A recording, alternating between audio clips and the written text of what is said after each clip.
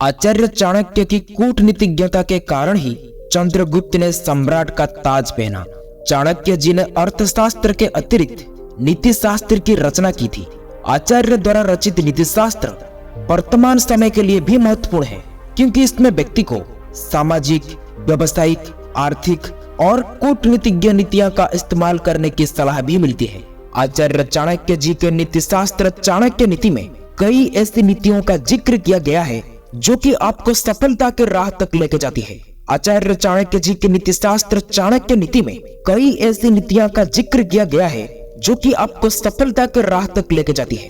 दोस्तों, आचार्य चाणक्य की नीतियां इतनी कारगर है, आज भी व्यक्ति को किसी भी परेशानी या मुसीबतों से बाहर निकलने में बहुत मदद करती है। आचार्य चाणक्य जी ने नीति शास्त्र में बताया है कि कभी भी किसी इंसान को अपने जीवन की कुछ ऐसी बातें हैं जिससे किसी को नहीं बतानी चाहिए। आप अपना समझकर अपना दुख तो दूसरों को बताएंगे, लेकिन अगर आप जिसको अपना समझ रहे हैं वो आपका अपना नहीं हुआ तो आपका सिर्फ मजाक ही बनेगा।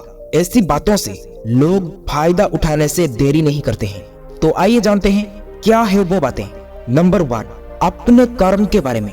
दोस्तों, आचार्य चाणक्य कहते हैं कि कभी भी अपने काम का नुकसान किसी के साथ भी साझा नहीं करना चाहिए, क्योंकि ऐसे लोग आपके साथ कभी भी दोबारा व्यापार नहीं करेंगे, क्योंकि उनको डर लगेगा कि कहीं उनके साथ भी नुकसान ना हो जाए। नंबर 2, पति पत्नी की बातें। पति या पत्नी के बीच की बातें कभी किसी को नहीं बतानी चाहिए। ऐसी बात चाहे पति पत्नी के बीच झगड़े की बात हो या फिर किसी के चरित्र को लेकर हो, ऐसी बातें बाहर जाएंगी तो आपस में मजाक बनेगा। नंबर 3, अपमान। यदि कभी आपका किसी ने अपमान किया हो तो इस बात का जिक्र भी कभी किसी से ना करें, क्योंकि अगर ऐसी बातें बाहर गई तो आपकी छवि दूसरे व्यक्ति के सामने खराब हो सकती है। नंबर 4, त्याग की भावना। माता सीता राजा जनक की पुत्री थे। उन्होंने बचपन से ही अपना जीवन महल में बिताया था।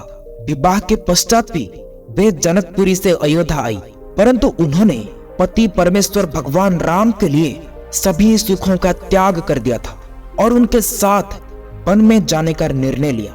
ऐसे में किसी भी रिश्तों को मजबूत बनाए रखने के लिए जरूरत पड़ने पर पति पत्नी को कुछ चीजों का त्याग करने की भावना होना बहुत आवश्यक होता है। नंबर 5, पतिव्रता और पत्नी व्रता। माता सीता और प्रभु श्री राम ने जीवन भर पतिव्रता और पत्नी व्रता होने का धर्म निभाया है। रावण द्वारा हरण के बाद माता सीता ने अपनी इज्जत पर आंच न आने दी और अंत तक रावण के सामने नहीं झुकी। भगवान राम से दूर रहने के बाद भी माता सीता जी ने अपनी पत्नी धर्म पर आंच न आने दी।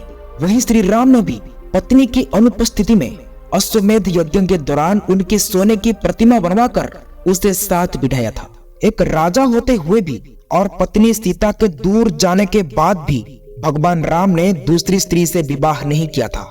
इतने में दोनों के बीच दूरियां के बाद भी माता सीता और श्री राम ने एक दूसरे के लिए प्रेम कम नहीं हुआ। नंबर 6, संतुष्ट रहना सीखे। चाणक्य नीति के अनुसार एक कुत्ते में भी संतुष्ट भाव होते हैं। जब कुत्ता भूखा होता है तो उसे जो भी मिल जाए वो उसी में ही संतुष्ट हो जाता है, जबकि कुत्ते तो बहुत खा सकता है लेकिन फिर भी थोड़े में ही खुश हो जाता है। तो दोस्तों, मनुष्य को भी इसी आदत को अपनाना चाहिए, क्योंकि किसी भी चीज की ज्यादा लालच होने पर जीवन अशांत हो जाता है। नंबर 7, किसी भी व्यक्ति से उपेक्षा ना रखें। दोस्तों, चाणक्य नीति के अनुसार किसी भी अन्य व्यक्ति से उपेक्षा ना करें। यदि व्यक्ति किसी से भी कोई उपेक्षा नहीं रखते हैं तो उनको अपने जीवन में सफल होने से कोई भी नहीं रोक सकता। नंबर 8, व्यर्थ की चिंता को त्याग करना। भगवान श्री कृष्ण ने अर्जुन को उपदेश देते हुए कहते हैं कि कभी भी व्यक्ति को व्यर्थ की चिंता नहीं करनी चाहिए, क्योंकि हर किसी को तो एक न एक दिन मरना ही है, परंतु आत्मा ना तो पैदा होती है और ना ही मरती है। ये आत्मा अमर है और इस संसार में प्रत्येक आत्मा श्री परमात्मा की अंश है। अगर हम सब भगवान के अंश है तो हमें इतनी चिंता क्यों है? इसलिए व्यर्थ की चिंता से मुक्त होकर अपने कर्म के रास्ते पर बढ़ना चाहिए। नंबर 9, हर परिस्थिति में साथ रहना। दोस्तों, जब भगवान राम को वनवास सुनाया गया तो माता सीता भी उनके साथ महल छोड़कर जंगल में रहने को तैयार हो गई थी। माता सीता से महल में रहने को आग्रह किया, लेकिन फिर भी माता सीता ने राम जी के साथ वनवास जाने को निर्णय किया और उनके साथ 14 बरस वनवास गए। इस तरह से भगवान राम और माता सीता के वैवाहिक जीवन में हमें यह सीख लेनी चाहिए कि परिस्थिति चाहे जो भी हो, पति पत्नी को हमेशा हर परिस्थिति में एक दूसरे का साथ निभाना चाहिए। नंबर 10, अपने निर्णय पर रहे अड़िग। दोस्तों, आचार्य चाणक्य जी के अनुसार एक परिवार तरक्की तभी करता है जब घर का मुखिया जो भी निर्णय ले अगर उस पर अड़िग रहे तो, और घर में हमेशा वो अनुशासित माहौल कायम रखे। ऐसे करने से ही घर के सारे सदस्य तरक्की करेंगे। नंबर 11, निर्णय लेते समय सावधानी। आचार्य चाणक्य जी के अनुसार घर का मुखिया जब भी कोई निर्णय ले उसे इस बात का भरोसा होना चाहिए कि उसके निर्णय से पूरे परिवार के किसी भी सदस्य को कोई भी हानि नहीं पहुंचेगी। नंबर 12, एक चोर कभी किसी के दुख और दर्द को नहीं समझ पाते। वे तो ये नहीं समझ पाते हैं कि इस चोरी के बाद किसी को कितना नुकसान होगा। वे तो सिर्फ अपने चोरी पर ध्यान देते हैं। चोर प्रवृत्ति के व्यक्ति को किसी की परिस्थिति या फिर किसी के दुख से कोई मतलब नहीं होता है। नंबर 13, यमराज। इस संसार का नियम है कि जो व्यक्ति दुनिया में आया है उसे एक ना एक दिन तो जाना ही होगा। जब किसी की मृत्यु का समय आता है तो यमराज किसी को भी नहीं छोड़ते। वे किसी के दर्द और भावनाओं को नहीं समझते, इसलिए समय रहते हमें अपने जीवन में कुछ बड़ा करके दिखाना है। नंबर 14, प्रलये भिन्न मर्यादा भविन्तः किल सागरः सागरः भेदं मिच्छन्ति प्रलयो सापि न साधवः। ऊपर दिए गए श्लोक के जरिए आचार्य चाणक्य कहते हैं कि समंदर भी प्रलय आने पर अपनी मर्यादा को लांघ देता है और किनारे को तोड़ते हुए तबाही मचा देता है।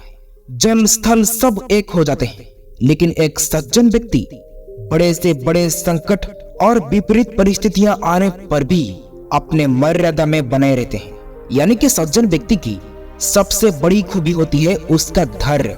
आचार्य चाणक्य जी के अनुसार सज्जन व्यक्ति वही है जो किसी भी बुरे हालत पर भी अपने गंभीरता को नहीं त्यागते। सज्जनता की पहचान व्यक्ति के आचरण और व्यवहार से पता की जा सकती है।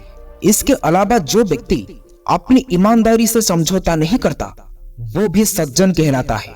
इसके अलावा चाणक्य कहते हैं कि सज्जन व्यक्ति कभी भी अपने मुंह से अपने गुणों का बखान नहीं करते हैं। उनके कर्म और अच्छा बर्ताव ही उसे सम्मान के पात्र बनाते हैं।